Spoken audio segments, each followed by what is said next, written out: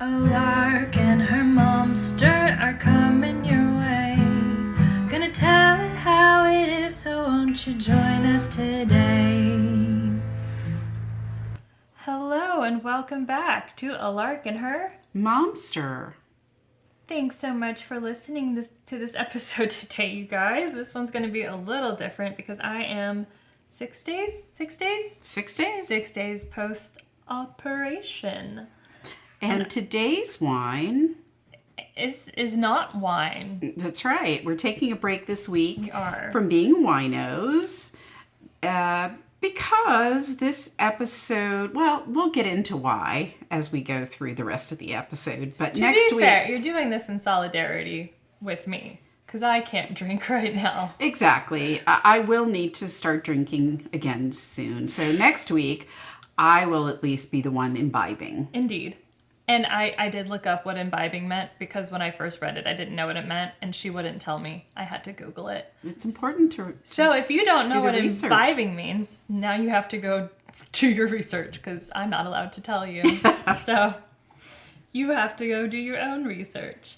Yeah. So yes, this week has been a lot. Mom's been... Actually, she's not been a momster. She has been an angel on Earth because I don't know how anyone could deal with me coming out of surgery. Oh, that rhymes. You like things that rhyme. I do like things that rhyme. Yeah. It has been a week of It's been... an overdose of Mr. Toad's Wild Ride. And that is the name of today's episode. It's Mr. Toad's Wild Ride because it has felt like that between the emotions of ups and downs, the physical ups and downs, the medical ups and downs, the drug ups and downs. And what's going on in the world because, yeah. oh my God, this has been the week from hell. Yeah, and yeah, it really has. Yeah, so we're going to spend today diving into, This again, week, just the last deeply human 7 days that we've had. it's been wild and a little weird, and for Larkin, it's been surgery. Yes. You know, basically what happens when you find yourself on an operating table with a team of doctors rummaging around inside you like they're on a scavenger hunt, or what was it that you called it?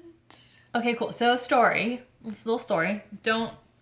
PSA, don't Google what your symptoms are. Don't Google what your operation's gonna look like. Don't Google anything. Be blissfully unaware so that you don't know. I Googled what my procedure was gonna look like, how they were going to do it. It's laparoscopic.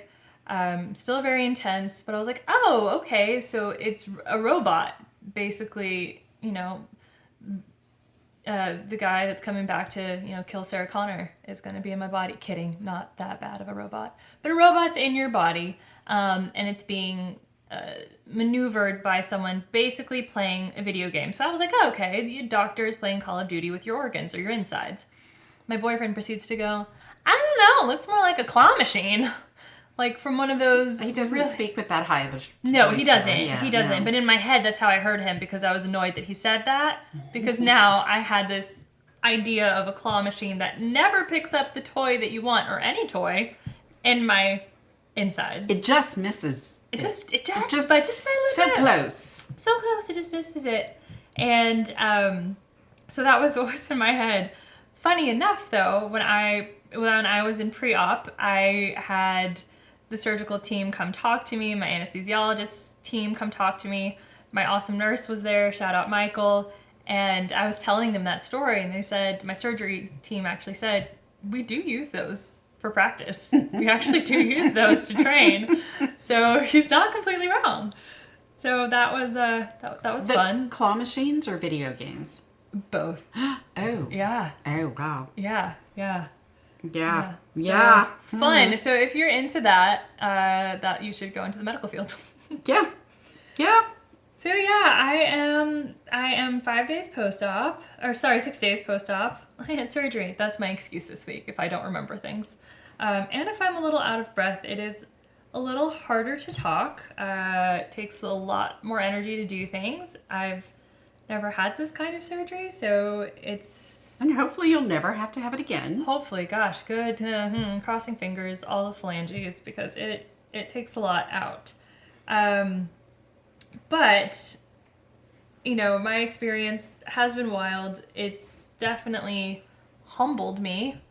And it's one of those, when they say sometimes the universe will do to you what you will not do for yourself. That's true. Learned that. So, yes, that has been a big life lesson for me this week. And it continues to be a lesson because it's hard. It is hard. It's really hard. You've got to give yourself grace. I do. And I know that I'm lucky to have you because you went through something not similar at all, but you went through something very harrowing. Well, I did go through something similar when I finally had the appendectomy. But right. Prior to that, I actually had a more intensive experience. I think we've talked about it before on the podcast where... Did we talk about it? I think we have, but we're so many episodes. We're 27 episodes in, and I can't remember what we've talked about and what we haven't talked about. I can't remember what I talked about an hour ago. We can talk about it again, because...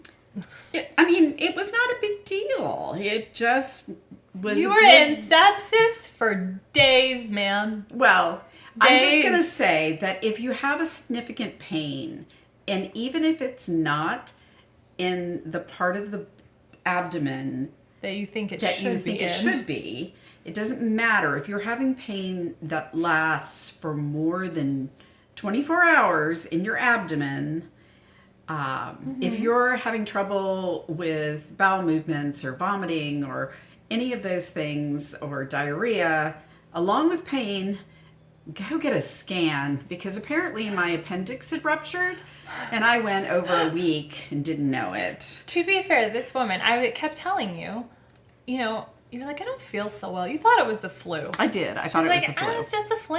It's just the flu. And I am the kind of person, what did I say the other day? I'm proactive. My mom says I'm paranoid, but I don't think so. I live with lupus, so I am very proactive. And it's tough because you don't know, with something like me, you don't know what's happening. And so with her, when that was happening, I was like, go see a doctor, go see a doctor, go see a doctor. I had been to see a doctor. I went to the urgent care. And they misdiagnosed. And they told me that if it was in a certain part of my body, then it might be my appendix. But since it wasn't there... Always get a second opinion. And they told me I needed fluids. I got the fluids. I felt better. And then I felt worse again. So I don't know. But anyway. I mean, obviously she survived to tell the tale. And it still cracks me up that she didn't tell me what happened. No. Her assistant called me. No, it wasn't my assistant. What is Lauren? She's not your assistant. No, she's a vice president. Oh, sorry.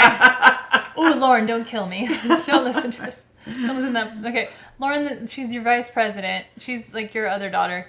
She had to call me and tell me. And she goes, okay, so don't worry. Don't get upset. But your mom's getting rushed to the hospital because her appendix burst. And I'm like, why isn't my mom telling me this? And so I call you, and she's like, ooh. I call my mom, and she's in the ambulance, and she's like, oh, do you hear the siren? It's like, isn't it fun? And I'm sobbing, packing a bag, getting ready to get on the next plane to make sure she's okay. And she's like, I'm fine. I'm waving at all the people I can see through the window. Oh my God, it was... And then I got to Vanderbilt and they gave me the good drugs. And Vanderbilt, I have to say, high fives to Vandy. They are a great team. I had a NOLA team. My whole team. Well, not my whole team, but your surgeon. My surgeon. And one of your anesthesiologists. And the nurse in the pre-op. Right. All had ties to New Orleans. So it was very, very cool. Shout out, Michael. You were awesome.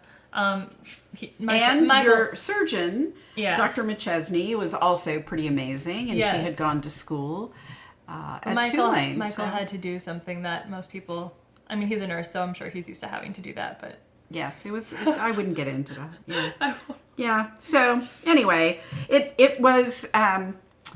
my thing is fine, and then several months later they actually went in and removed the appendix laparoscopically. I don't know that they did it robotically, but I think all laparoscopic surgeries have some robotics to it anyway. But I recovered much quicker from that than I did from the sepsis.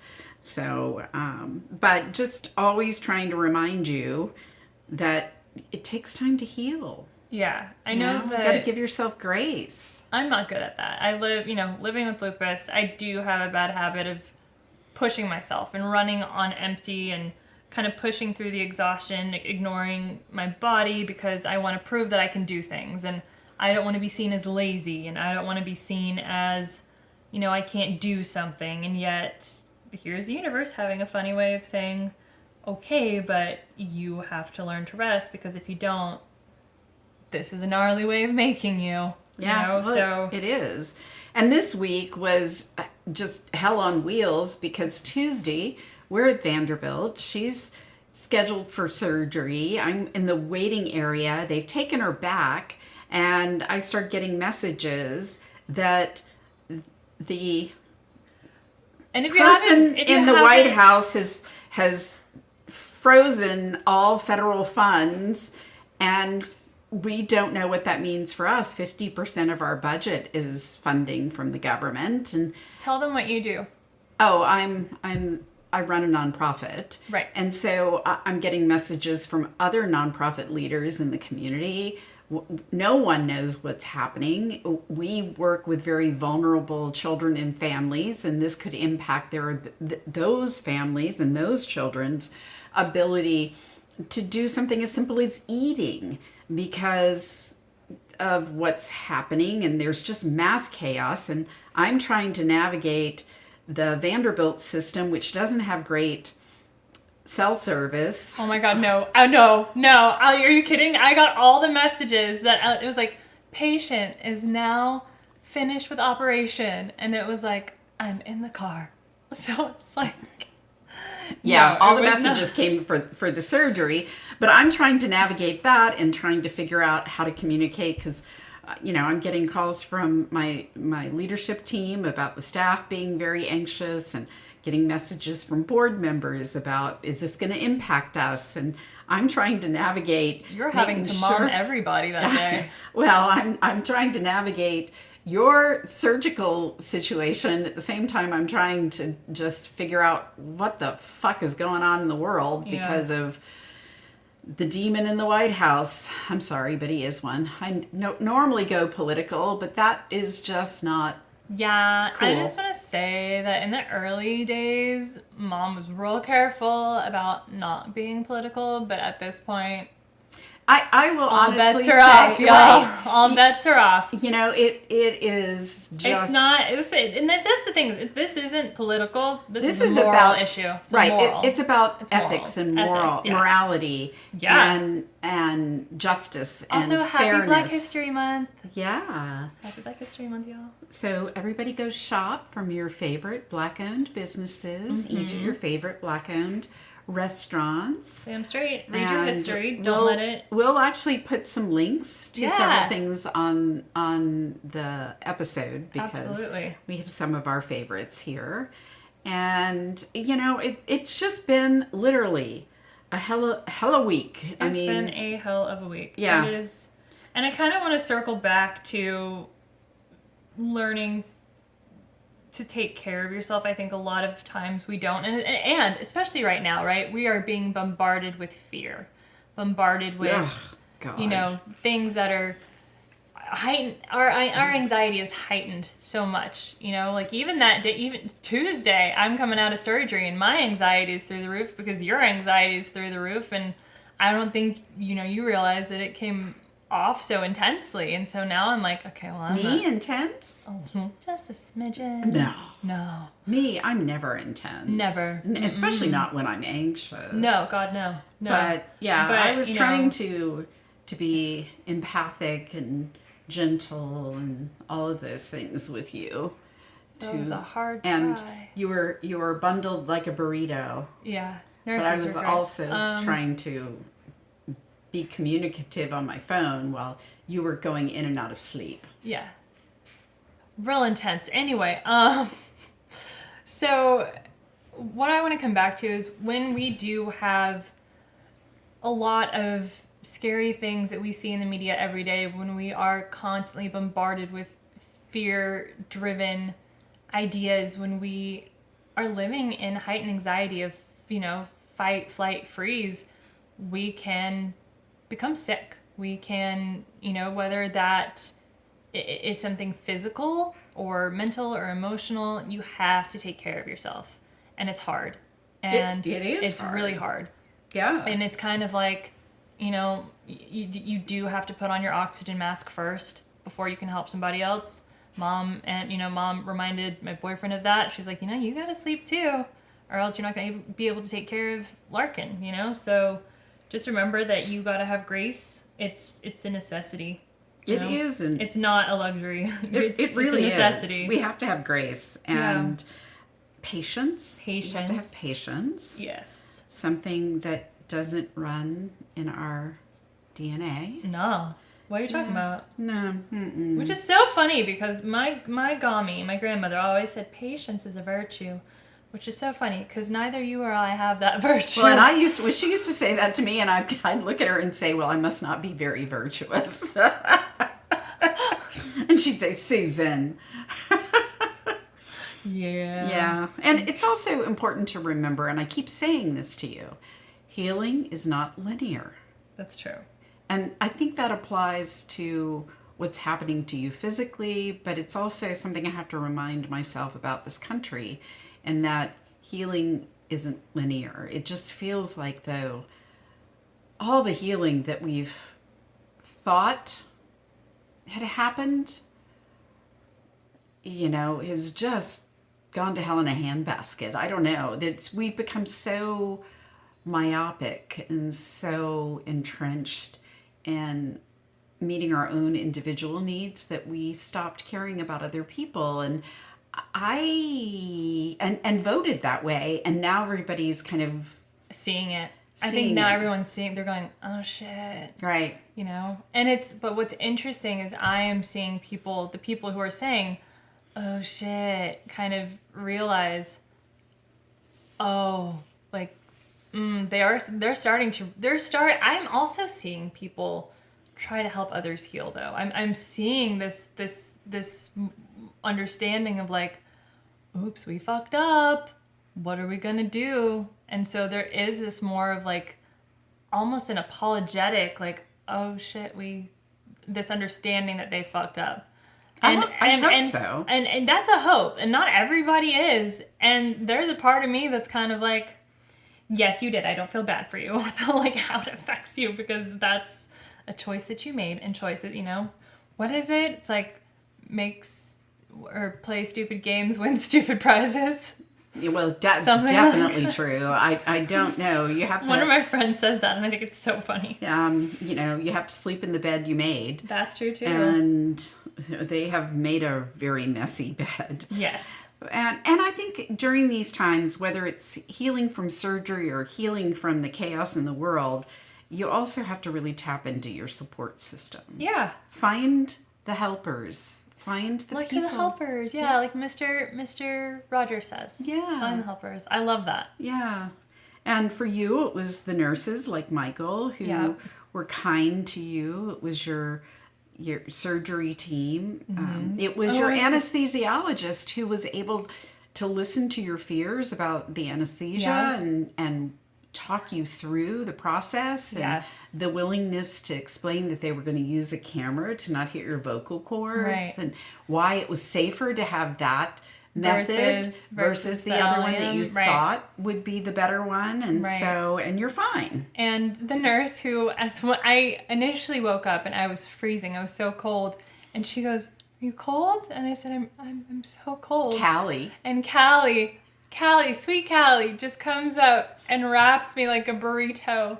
And I didn't even know what I looked like. I was just like, oh. It was just, she wrapped me up like a little burrito. Yeah. I'm quite tall, so it was a massive burrito. And I was so warm. But it was so sweet of her to just do that. Like, those nurses really think about you, you know? There was so much care. And it made a huge difference in my experience. So, and you being there definitely helped, and just, that support system is really, really important. Yeah. Yeah. Yeah. It was interesting because I think it's been 30 years maybe 31 years since you've actually let me help you put on your underwear.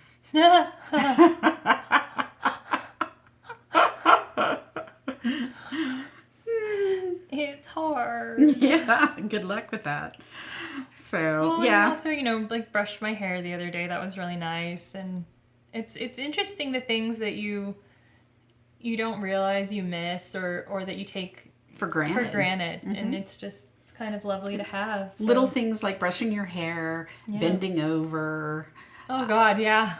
Those things are not easy to do when you've had some sort of abdominally related surgery. Yeah. So, your caretakers, your support system, y'all are heroes. Well, and you're a hero too, because you've gone through it. People who go through it are heroes as well. Yeah. I'm hard on myself. But you are. You're too hard on yourself. I'm working on it. Okay. It's therapy, guys. I see my therapist on Thursday. Thank God. Yeah, it's about, allowing other people the honor and privilege of taking care of you. That's true. Because it is not that difficult for us. It's more difficult, I think, for you. Yeah, I think something that goes through my head, and this is probably going to be a shorter episode because as I'm sitting here, I am getting quite uncomfortable sitting in this chair. I oddly feel like a burden because I'm so used to doing things on my own, being able to do things, being able to, like, small things, Swiffer, go get my own stuff, be able to, pick up heavy things and help, and I don't know, walk my own dog. Like, it's... You won't be picking up heavy things for a while. Yeah, 6 8 weeks, I know. But, sitting in this chair is hard. It's uncomfortable right now. And that's, in my head, I feel like I'm a burden. And that's something that's going to take a lot of time to work through. Yeah, that's an important thing to work through with your therapist. Yes. Because if you were a burden... You would tell me. And we would not be here. That's true. Helping you. We would just say, figure it out. But that's not the case. True. So, yeah, it's, there are a lot of people out there beyond even dealing with surgeries or medical issues that are feeling a lot of emotions and guilt and frustration and fear. And it doesn't matter what journey you're on, whether it's from surgery or illness or burnout or watching democracy fall, just life. Life in general. It's always a good idea to be kind to yourself. Yeah. And to give yourself the time you need, the grace you deserve, and the love that you give to others. It's important to have that. We know that people who are out there listening to us are listening because they are the helpers. Right. And helpers love. So just remember to take care of yourself. Yeah, you gotta love you too. You gotta love you too. That's important. Yeah. And as my mom always says, and I thought of this the other night. I was going through some real pain. I was downstairs and I didn't want to, I don't remember, I hit one of my sutures and kind of yelled out, and I didn't want to wake anybody up. And I just kept thinking, Mom always says, this too shall pass. This isn't forever. This too shall pass. And I was kind of able to calm myself down with that, because it's true. Nothing is forever. So. Except the next 4 years. Well, that's, and I just want to say, if the next 4 years will be a long, long, long 4 years, and there is BetterHelp. BetterHelp is a great, therapy. Therapy, yes. I don't get my help. I don't get my therapist through BetterHelp, but you can find great therapists through BetterHelp. We are not sponsored by them, but I do know people who've gotten their therapists through them. So please check them out. They work with you as far as sliding scale. So if you do need someone to talk to, a therapist is great. I highly, highly, highly recommend one. And find your I wanted to say coven. That's not Yeah, what I meant. I mean, you can though. I like where that went. Plan. Don't find your clan. No, we don't use clan. No, not that clan. I meant like a Scottish clan. Okay, well then, if you're Scottish, find that clan, but we don't. No, not that other clan. I liked coven better. But find your people. Your people. Yeah, find the people. Find your people. It's important. Yeah. And the other thing that I'm really trying to do, and it's very hard, because I'm a firm believer in, just like you, in information gathering. You did a great job, even though you went a little cuckoo about the information gathering about your surgery. It's important, the same thing, that we look to reliable sources. Yes. And read multiple sources. Right. Before we make key decisions in our lives, Right. whether it's surgery or voting. Okay, what's really annoying is every time I laugh, I have to pee a little. And so I'm trying to find the grace in allowing people who made a decision that they hopefully regret at this point to actually share why. And so we can learn from the why, and then learn how to help them in the future. In a way, kind of figure out the whys and then address the whys. Yeah. And that is a harder thing for me. Yeah, well, let them. Exactly. Y'all, Mel Robbins wrote a book, and I started reading it, and then I had surgery. But I will pick it up as soon as I can. There's a book called Let Them. I highly recommend everyone read this. And who told you to read it? My mom, but she should read it too. Just a little nudge. Everyone should read it. It's the idea that we can't control people or their thoughts or what they do. Let them, because at the end of the day, let them, and then she says, let them, let me. So let them do whatever they're going to do, right? Like, let them make the mistakes. They're going to have the consequences. Let them go do what they're going to do. Maybe they're going to enjoy it. Let me have my own peace over here, because I'm going to choose how I'm going to react to that, right? And that's your choice, like, to have that peace. Like, I don't need to be right in that moment. Maybe I just need to be happy in that moment, which, this is something we both need to work on. But still, let them is a great way to kind of just, I don't know, I need to put it into practice more. I haven't had a lot of practice with it because surgery. But it's a great book. Check it out. Read it. And as we kind of close out this episode, please, please, please move forward from a place of love. Yeah, definitely. Yeah. And I have not read the whole book, but I've read a number of excerpts and the Cliff Notes. So that's why I knew about the book. Right. I've read a lot of Mel Robbins over the years, but she's great. She is great. And the challenge that I have with the let them is finding the balance when the let them causes catastrophic situations that impact the let me. Yeah. If that makes sense. She talks about that, but that's what I struggle with. I get that. She does talk about that. And then, we could get into a whole episode just about this book, but we won't. Maybe we should. Yeah, that might be kind of fun. I do like that idea. Yeah, exactly. Yeah. So anyway, as we're winding down and hopefully going to let Larkin go lay down. We're going to wind down so she can lay down. Yeah. Just want to remind everybody to take care of yourselves. Please do. And remember to rate, review, and subscribe. And share. Especially right now, guys, because surgery. So be nice. Yeah. And if you want to reach out to us, you can post a comment. Yeah. And or you can email us at... Yeah, you can text us on Apple Podcasts, or you can email us at larkandmomster@gmail.com. Yeah. Yeah. So I'm going to go and finish drinking my La Croix Yes. and help you get resituated on the sofa. Oh! I'm going to say some gravity.